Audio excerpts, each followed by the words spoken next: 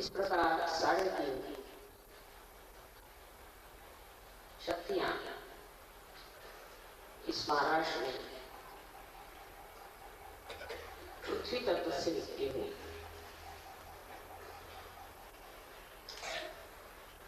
और यही पे श्री चक्र भी विराजता है।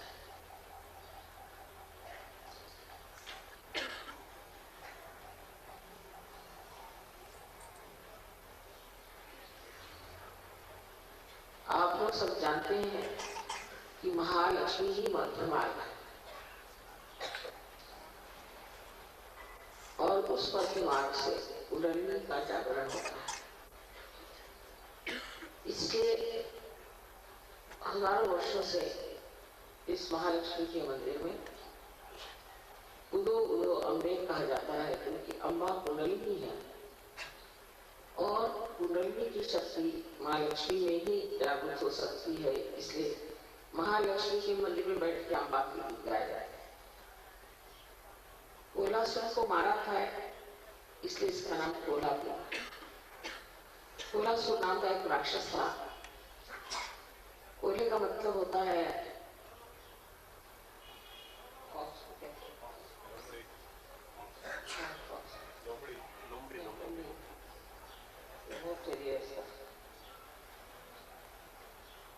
को क्या कहते हैं?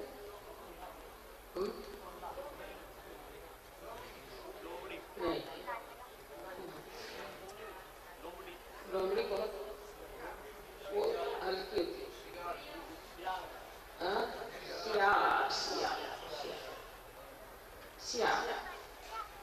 सियार के रूप में वो आया है, मतलब उसकी शक्ल सियार है। उसको देवी ने मारा, इसलिए इस जगह का नाम कोल्हासुर को मारने की वजह से कोल्हापुर पड़ गया। लेकिन हर जगह जहां जहां मंदिरों में पृथ्वी तत्व ने इस स्वयं विग्रह तैयार किए, वहां वहां पूरी तरह से लोगों ने पैसा बनाना शुरू कर दिया और मंदिरों की तरफ कोई ध्यान नहीं दिया। मंदिरों की हालत बहुत खराब, लोग अपना पैसा बनाते हैं। इसलिए कभी कभी लगता है कि इन मंदिरों में चैतन्य दब सा जाएगा।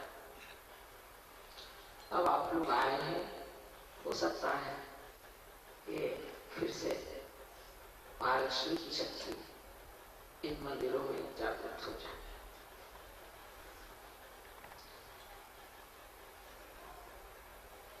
सुषुम्ना नाड़ी इस प्रकार बनी हुई है जैसे कोई कागज को आप 3.5 मरतबा लपेट लें। उसकी जो सबसे सूक्ष्म बीच की नाड़ी है उसे आप ब्रह्म नाड़ी कहते हैं। उसी नाड़ी से पहले कुंडलिनी को जगाया जाता है और जब कुंडलिनी इस नाड़ी से, ब्रह्म नाड़ी से बिल्कुल सूक्ष्म नाड़ी है, एक बाल के बराबर भी उठ जाए तो वो ब्रह्म रंग को छेद सकती और ब्रह्म रंग को छेदने से आत्म साक्षात्कार की शुरुआत हो सकती। ऐसे मध्य मार्ग वो इतने विशेष रूप का बना हुआ है कि कितनी भी आपने उसमें बाधाएं डाली हो तो भी वो कुंडलिनी के जागरण के बाद धीरे धीरे प्रशस्त हो सकता है।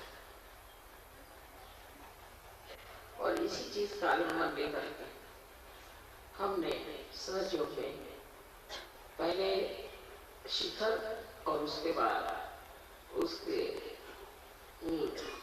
इस तरह से ये मंदिर बना। पहले शिखर मराठी में है, आज कल समागम आया। पहले शिखर बनाना है और उसके बाद उसकी नींव डालना है। तो किसी तरह से जब ब्रह्मानंद छिप जाए उसके बाद थोड़े से प्रकाश में बहुत कार्य आ सकता है।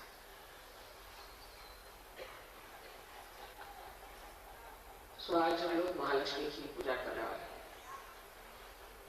मराठीत सांगायलाच नको महत्व कोल्हापूरचं सगळं तुम्हाला माहिती आहे. पण एवढं जाणलं पाहिजे की जोगवा इतक्या दिवसापासून आपण